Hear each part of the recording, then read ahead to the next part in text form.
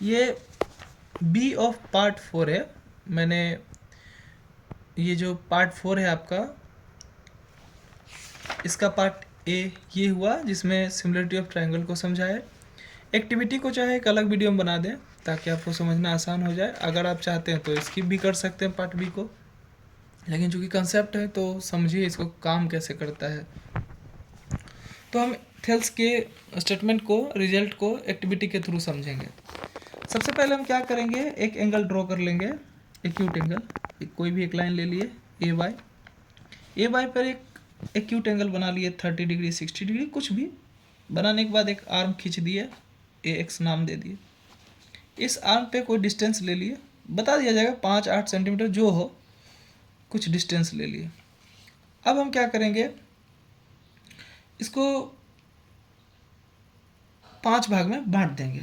जब 5 पार्ट में बांटेंगे तो मान लो कि यहाँ पे पहला सेक्शन लिए ए पी, एक ठीक यही दूरी लगभग यहाँ आएगा क्यू, फिर यही दूरी लगभग ये आर है ना, पी क्यू आर,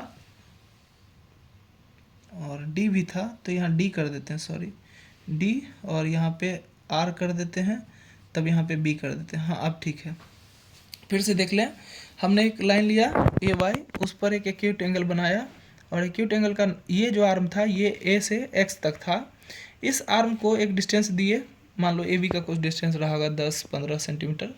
फिर उस डिस्टेंस को हमने 5 भाग में बांटा, जिसमें कि ए पी जो है बराबर है पी क्यू के, और पी क्यू बराबर है क्यू डी के, और क्यू डी बराबर है डी आर के, और डी आर बराबर है बी के। अब अगला जो हम काम करेंगे ये करेंगे कि हम बी से ना इस पर एक लाइन खींच देंगे। जैसे एक लाइन खींचेंगे, कहीं भी हम खींच सकते हैं, एक्यूट एंगल, ऑब्ट्यूज एंगल, या स्ट्रेट भी, राइट एंगल भी, तो कोई दिक्कत नहीं। यहाँ से एक एंगल खींच दिए।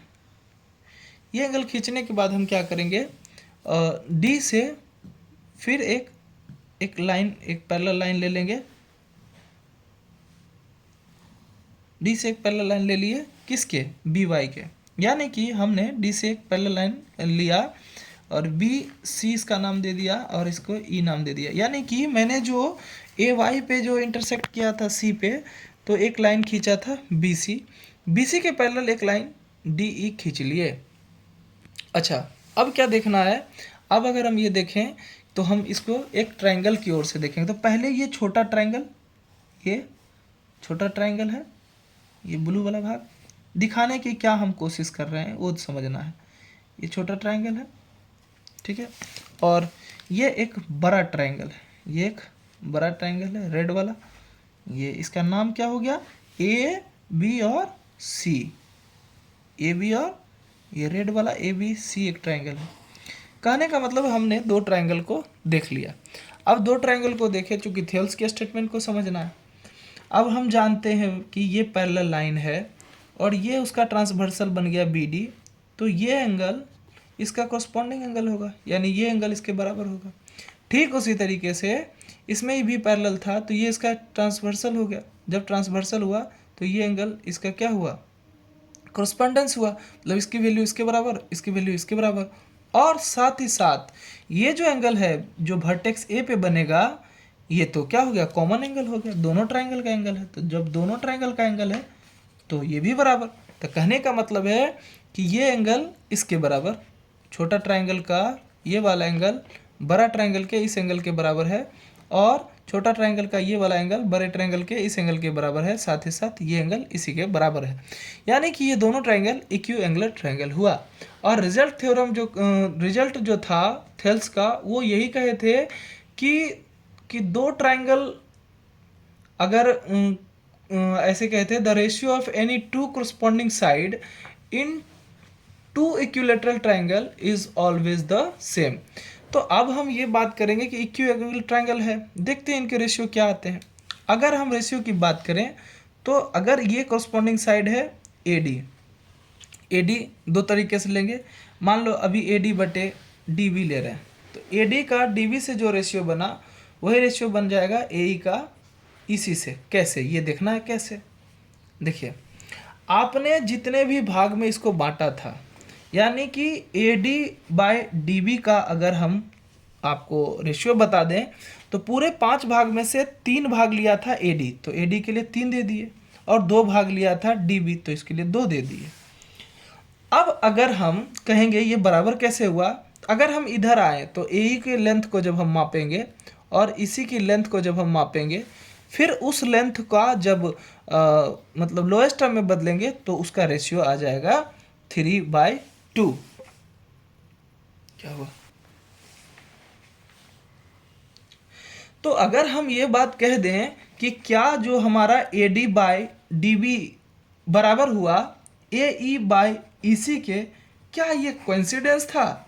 नहीं, ये कोइंसिडेंस नहीं था, ये फैक्ट है और ऐसा होता है। और इसके होने का कारण क्या था? जो थेल्स का जो स्टेटमेंट था कि the ratio of any two corresponding side in two equiangular triangles is always the same. तो इसी थ्योरम पे इसी थ्योरम के आधार पे ये कंक्लूजन, ये रिजल्ट मिला, और इसी रिजल्ट को BPT रिजल्ट कहा जाता है। एक बात और समझना है, अगर हमने इसको थोड़ा सा और खोल दें, अब ये कन्फ्यूजन आपको आगे होगा, इसलिए हम कह रहे हैं कि दोनों ट्रायंगल को हम हटा के देख रहे हैं। तो एक ट्रायंगल को हमने ADE को लो बाहर कर लिए, यहाँ दिखा दिए, ये ADE है, ADE को बाहर कर लिए, और ABC के ऊपर में AD रखा हुआ था। ये समझना है कि ABC के ऊपर में ADE रखा हुआ था, अब उसको उठा करके अलग कर रहे हैं। तो अलग कर रहे हैं तो ये हो गया ADE और ये हो गया ABC, ठीक है। पहले ये ट्रायंगल ऐसे रहा होगा कि ये ट्रायंगल को उठा करके इस पे रख दिए, तो ये वाला यहाँ तक पार्ट कवर कर लिया, तो ये AD बन गया था, ये वाला फिगर। तो अब इसको ऐसे देखना है, तो ये रेड वाला है, ठीक है। अब हम बात करेंगे कि हमने चर्चा किया था कि corresponding साइड का, तो ये हो गया ABC, corresponding साइड का रेशियो देख रहे थे AD और AB, फिर रेशियो देख रहे थे AE और BC का, फिर रेशियो देख रहे थे corresponding साइड का DE और BC का। लेकिन यहाँ तो हमने इसको टुकड़ा में बदल दिया, इसका AB का कुछ भाग ही D से कहे BD है, तो ये कोई कन्फ्यूजन वाली बात नहीं है। आगे इसको और अच्छे से समझाएंगे कि कुछ भाग जो AB का था वो AD के कुछ भाग, ADE के कुछ भाग तक था, और अगर इसको बड़ा छोटा करके देखें तो ऐसे कहेंगे कि हम या तो AD/DB कर ले, एक कंडीशन ये, या हम AD/AB कर ले, दूसरा कंडीशन। तो रेशियो तो किसी का भी किसी से निकल सकता है ना।